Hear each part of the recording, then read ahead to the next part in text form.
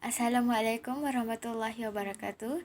Saya Nur Kristina binti Azmi dan kawan saya Alia Nur Iman binti Muhammad Said akan membentangkan hasil kajian lapangan geografi yang bertajuk cuaca dan iklim. Ini adalah jadual kerja untuk kajian lapangan ini. Penghargaan. Assalamualaikum. Bersyukur kehadrat ilahi kerana dengan limpah kurnianya dapat juga saya dan rakan saya menyiapkan kajian kami yang telah diusahakan selama ini yang bertajuk cuaca dan iklim. Kajian ini penting buat kami memandangkan perkara ini merupakan sebahagian daripada kerja kursus secara berpasangan. Ribuan terima kasih kami ucapkan kepada individu penting yang banyak membantu kami sepanjang kami menyiapkan kajian lapangan ini. Pertama sekali kepada Cikgu Nur Hafizah Ahmad selaku Guru Geografi Tingkatan 2 kerana beliau telah banyak memberikan bimbingan dan semangat.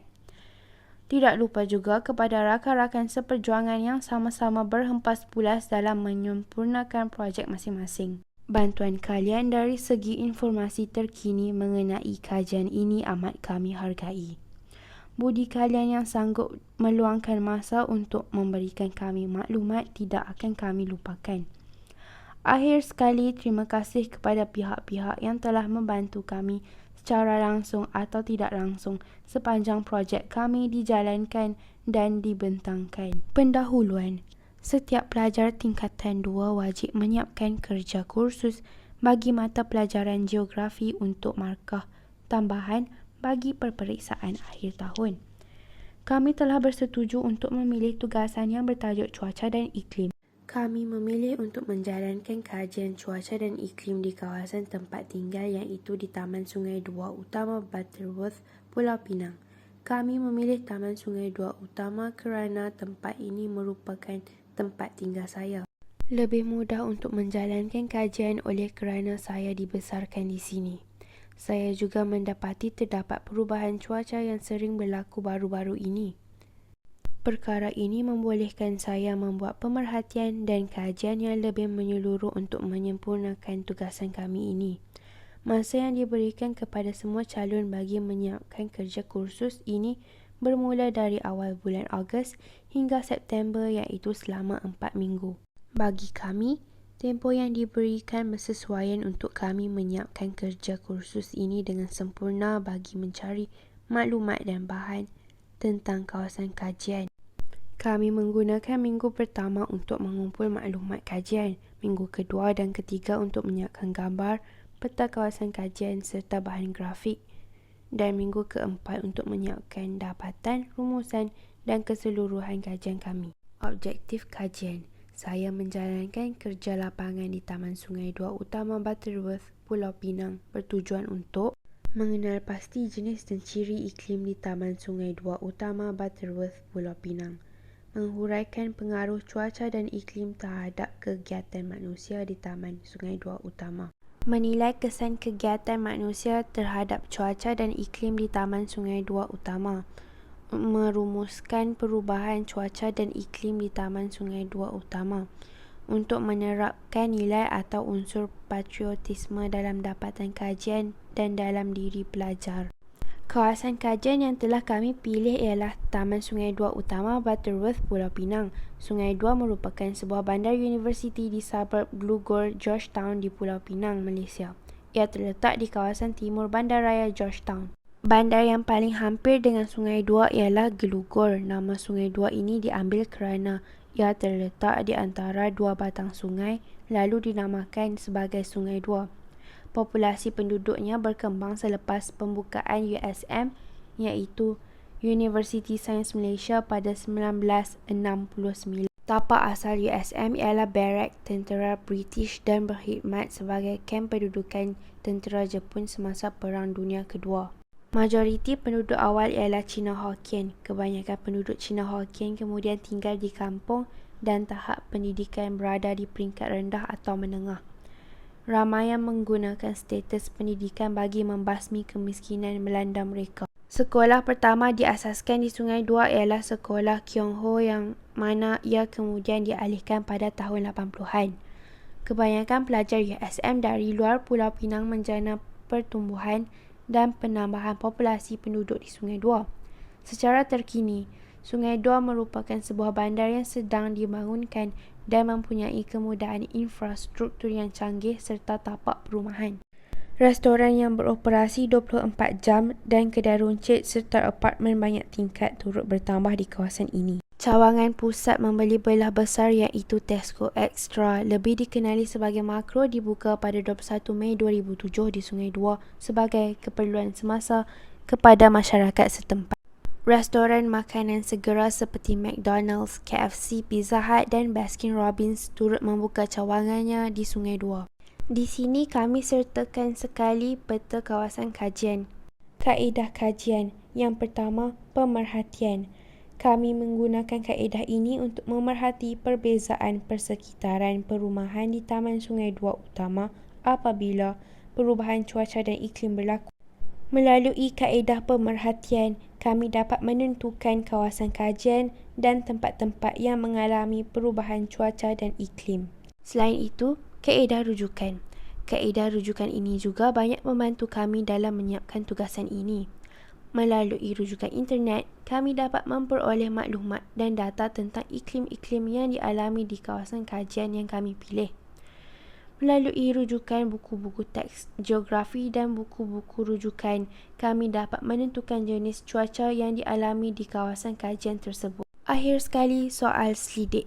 Kami menggunakan kaedah ini dengan mengedarkan borang soal selidik bagi mengetahui dengan lebih lanjut lagi tentang cuaca di perumahan Taman Sungai Dua Utama. Kami telah menemu ramah responden yang terdiri daripada penduduk di sekitar kawasan kajian. Hasil kajian. Konsep dan takrifan. Mengikut Kamus Dewan Online, cuaca merujuk kepada keadaan udara, iaitu cahaya matahari, angin hujan, tekanan udara dan lain-lain di suatu tempat pada sesuatu ketika tertentu. Manakala iklim ditakrifkan sebagai keadaan cuaca dalam jangka panjang di sesuatu tempat. Di sekitar Taman Sungai Dua Utama, terdapat banyak kegiatan manusia yang menyebabkan kesan yang buruk terhadap cuaca seperti peningkatan suhu bumi dan pengancaman terhadap kesihatan manusia. Faktor yang mempengaruhi kawasan kajian. Yang pertama, pertanian. Iklim khatulistiwa yang panas dan lembap sepanjang tahun menggalakkan penanaman pelbagai jenis tanaman seperti padi, getah, kelapa sawit dan koko.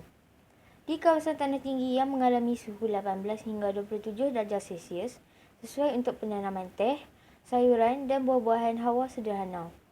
Terdapat juga aktiviti pertanian yang bergantung pada cuaca. Contohnya, penoreh getah hanya menoreh getah pada musim panas. Ini kerana pada musim hujan, suhu getah tidak dapat mengakir dengan baik. Mereka akan melakukan kerja-kerja sampingan untuk mendapatkan pendapatan. Sawah padi akan menanam padi pada musim sejuk. Padi akan dituai pada musim panas. Yang kedua, perikanan. Pada musim tengkujuh, iaitu semasa tiupan angin monsun timur laut, nelayan di pantai timur semenanjung Malaysia tidak dapat turun ke laut kerana keadaan laut Cina Selatan yang bergelora. Oleh sebab itu, mereka melakukan pelbagai aktiviti lain di darat seperti membaiki jala dan buka air rosak. Nelayan di pantai barat semenanjung Malaysia dapat menangkap ikan sepanjang tahun. Aktiviti menjemur ikan di kawasan pinggir pantai dilakukan semasa keadaan cuaca panas. Yang ketiga, pembalakan. Suhu yang tinggi dan jumlah hutan yang banyak di Malaysia menggalakkan pertumbuhan hutan hujan tropika, terutamanya di kawasan pedalaman semenanjung Malaysia serta pedalaman Sabah dan Sarawak. Pelbagai pokok kayu keras seperti cengal, meranti, nyatuh dan keruing yang terdapat di hutan hujan tropika telah menggalakkan kegiatan pembalakan. Yang keempat, pelancongan. Keadaan iklim khatulistiwa yang panas dan lembap sepanjang tahun menarik minat ramai pelancong antarabangsa untuk berkunjung ke Malaysia. Kawasan tanah tinggi yang bersuhu sederhana dan udara nyaman menarik kedatangan pelancong. Suhu air laut antara 20 darjah Celsius hingga 30 darjah Celsius menggalakkan pertumbuhan batu dan karang dan aktiviti menyelam scuba. Kepentingan. Fenomena El Nino merujuk kepada kejadian kemarau yang berpanjangan. Fenomena El Nino bermaksud pemanasan suhu di lautan Pasifik yang luar biasa sehingga menyebabkan perubahan tekanan udara dan pola tiupan angin.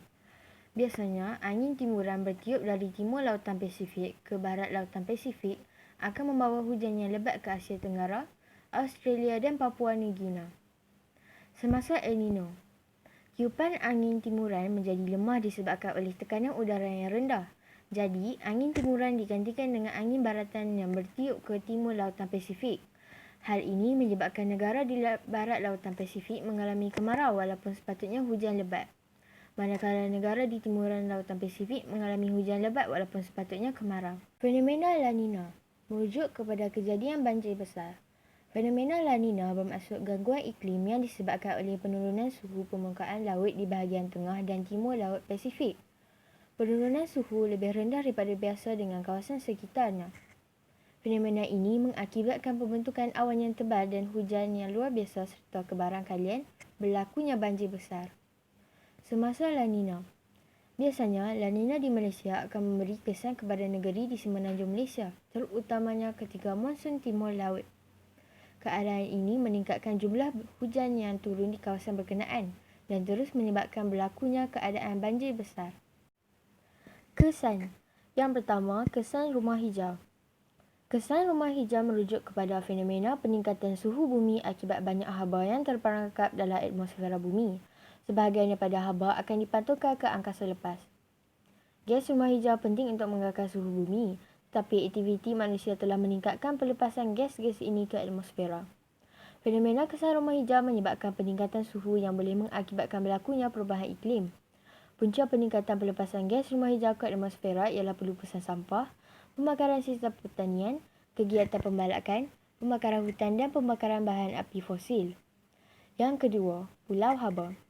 Pulau Haba merujuk kepada fenomena suhu kawasan Tepu Bina di dalam bandar lebih panas daripada kawasan di sekitarnya. Fenomena Pulau Haba menyebabkan keselesaan penduduk di bandar terjejas kerana keadaan suhu yang tinggi. Punca fenomena Pulau Haba ialah bangunan konkrit dan permukaan berturap menyerap dan menyimpan banyak bahan matahari, kekurangan tumbuh-tumbuhan, kesesakan jalan raya, bahan pencemar dibebaskan oleh kenderaan bermotor dan kilang banyak memerangkap haba. Hujan asid ialah hujan yang mengandungi kandungan asid lemah dengan nilai pH kurang daripada 5.6. Hujan asid berlaku apabila udara di sesuatu kawasan tercemar dengan teruk, terutamanya di kawasan perindustrian. Apabila gas sulfur dioksida, karbon dioksida dan nitrogen dioksida hasil daripada pembakaran bahan api fosil dibebaskan, gas-gas ini terlarut dalam uap air dan menghasilkan asid sulfurik dan asid nitrik di dalam awan. Hujan asid boleh menyebabkan kemusnahan tanaman dan tumbuh-tumbuhan, pelunturan cat dan penghakisan dinding bangunan, penjejasan kualiti air dan kepupusan hidupan akuatik serta mengancam kesihatan manusia. Yang keempat, jerebu. Jerebu yang kelihatan di ruang udara kita adalah disebabkan oleh zarah-zarah halus yang tidak nampak oleh mata kasar terampai di atmosfera dalam kepatan yang tinggi. Indeks pencemaran udara melibatkan pengukuran habuk yang halus dan beberapa gas lain seperti karbon monoksida, sulfur dioksida dan nitrogen dioksida. Jerebu boleh menyebabkan jarak penglihatan berkurang, pertumbuhan tanaman terganggu, mengalami masalah kesihatan dan aktiviti pengangkutan terjejas. Cadangan. Yang pertama, menguatkuasakan undang-undang. Kerajaan perlu mengambil langkah yang sewajarnya untuk melindungi alam sekitar dengan mengenakan kompaun kepada pihak yang tidak bertanggungjawab. Isu pemanasan global yang berlaku tidak sepatutnya dipandang ringan oleh semua pihak kerana kesan negatif yang berpanjangan boleh menyebabkan pelbagai penyakit dan menjejaskan kesihatan. Adalah penting supaya proses penguatkuasaan undang-undang sedia ada diambil kepada mana-mana pihak yang didapati bersalah melakukan sebarang aktiviti yang boleh menjerumus kepada peningkatan bacaan UPU. Yang kedua, mengamalkan cara hidup yang mesra alam. Perubahan teknologi menerusi inovasi baharu yang lebih mesra alam perlu dilaksanakan bagi menggantikan pendekatan teknologi sedia ada untuk mengurangkan pencemaran gas rumah hijau. Untuk mengatasi masalah itu, usaha menangani pemanasan global perlu dilaksanakan secara lebih agresif. Oleh itu, setiap penduduk digalakkan berjalan atau berbasikal bagi jarak dekat serta mengurangkan perjalanan udara bagi menguruskan perniagaan, berkomunikasi melalui sidang video, mengurangkan penggunaan plastik dan menanam lebih banyak pokok. Yang ketiga, mengurangkan aktiviti yang menyumbang kepada peningkatan gas rumah hijau. Ia adalah antara punca berlakunya cuaca atau iklim yang panas di sesuatu tempat.